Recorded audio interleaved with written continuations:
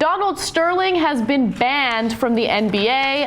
That is according to a press conference that just happened with Adam Silver making these statements. Now, Adam Silver is the NBA commissioner, and he also makes note of other consequences that Sterling will have to face as a result of the tape that was released over the weekend where he was making racist comments against black people. Now, let's go to the first video. You'll get a sense of what the punishment will be. Take a look. Effective immediately, I am banning Mr. Sterling for life from any association with the Clippers organization or the NBA. Mr. Sterling may not attend any NBA games or practices. He may not be present at any Clippers facility, and he may not participate in any business or player personnel decisions involving the team. He will also be barred from attending NBA Board of Governors meetings or participating in any other league activity. I am also fining Mr. Sterling $2.5 million, the maximum amount allowed under the NBA Constitution. So that seems like a pretty tough punishment. Now they're trying to force him to sell his franchise, and who knows if he's actually going to do it. I would assume that with all the restrictions that he has to face now, he probably has an incentive to go ahead and sell. What do you guys think? I think it's weird that the NBA commissioner is also Nosferatu. I don't know if you noticed. The guy looks like an X-Files villain. Is he from another planet? Aww. No, I'm sorry. I shouldn't do anything. He's rich. He's okay. All right, I'll let you guys go ahead.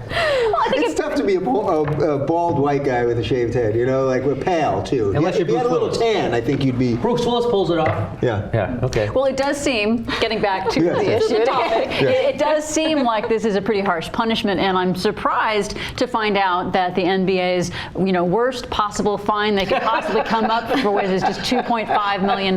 They haven't upgraded their fines to match the billion-dollar value of these companies and these owners. Personally, as a huge NBA fan and basketball fan, I think they did this absolutely perfectly. Adam Silver, this is his first year. He did not intend on having a massive crisis like this the first week of the playoffs. But and this guy, handling it well. He came down, he laid down the hammer. I don't know what else he could have done. I joked about it yesterday, but I was saying, if they really want to publicly shame the guy, you know what? Force him to show up to Staples Center tonight, keep his big fat head on the Jumbotron the entire time, and let everyone boo him the entire time. I mean, that, but instead we're saying, he can own it. But I think the guy did a really, really great job here. Yeah, I think that this is an appropriate response to what happened. I think that the Clippers also had an appropriate response by wearing the generic red T-shirts, kind of like a silent protest to say that, hey, we're sticking together and we're against the types of comments that he made. So I think that the response so far has been appropriate, but there has been a response from Mark Cuban. He is the owner of the Dallas Mavericks that I'm not sure I agree with, and I want to get the perspective of everyone else. So let me tell you what he says. He says, I think there's a constitution for a reason, right? Because this is a very slippery slope. What Donald did was wrong. It was abhorrent.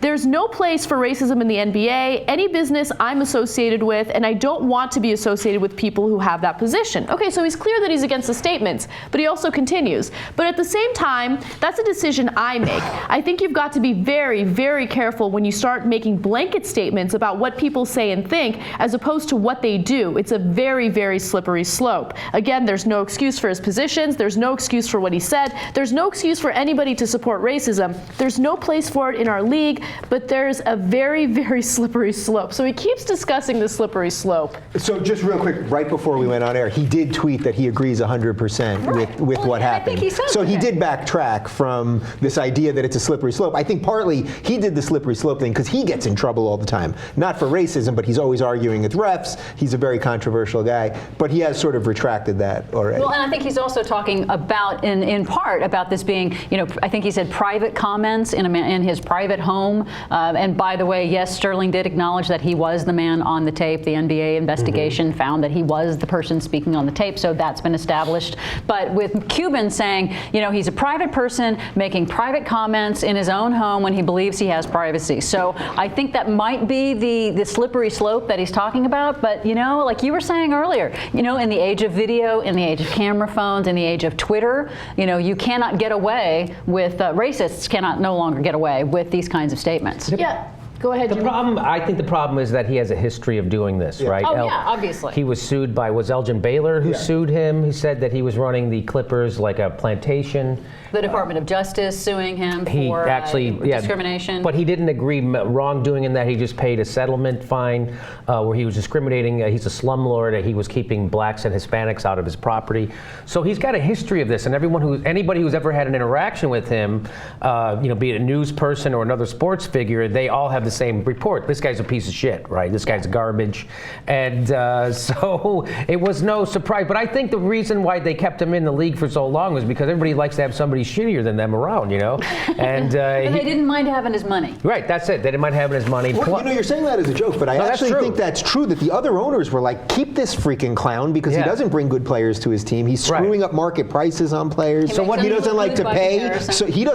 So it drives player prices down. Yeah. So what he would do was he was running it like a slumlord would run something, right? He's just trying to suck money out of it. He didn't care about building a good product, being the LA Clippers. What he would do is, like, whenever somebody did get good, he would, instead of paying them more money, he would just get rid of them, trade them away or whatever, and the Clippers stayed shitty. But as soon as in the recent history, the LA Lakers started to not be good, and they were having their bad seasons, and somebody said to him, now's the time to spend the money. You'll make more money now with a better team than you used to make with a shitty team. So that's why he started to get better plays, and that's why the Clippers are better now, because it's just more money for him to be better now. But if there was more money in it for him to have a shitty team, he would.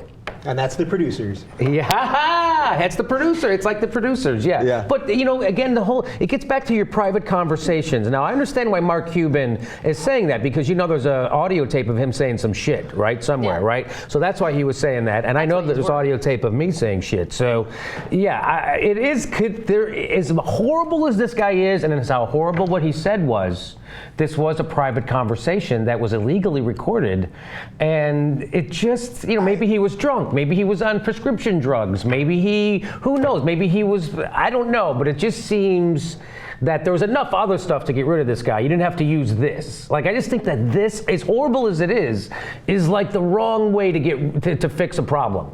I think that this recording of him just made it so clear how hateful he is. It's unavoidable, right? So the housing discrimination, for some reason, I can definitely see people somehow defending him, saying like, no, it was a misinterpretation. He didn't plead guilty to that. He did not admit to that, but he settled it because, he didn't want to deal with it anymore, right? But with this case, it's his voice saying terrible things about a particular group of people. It's undeniable. And you know what? I think the NBA's reaction to it and response to it was absolutely appropriate. You don't want someone like that who feels this way about African Americans and black people to have the ability to make decisions over players that are black. You just don't want it.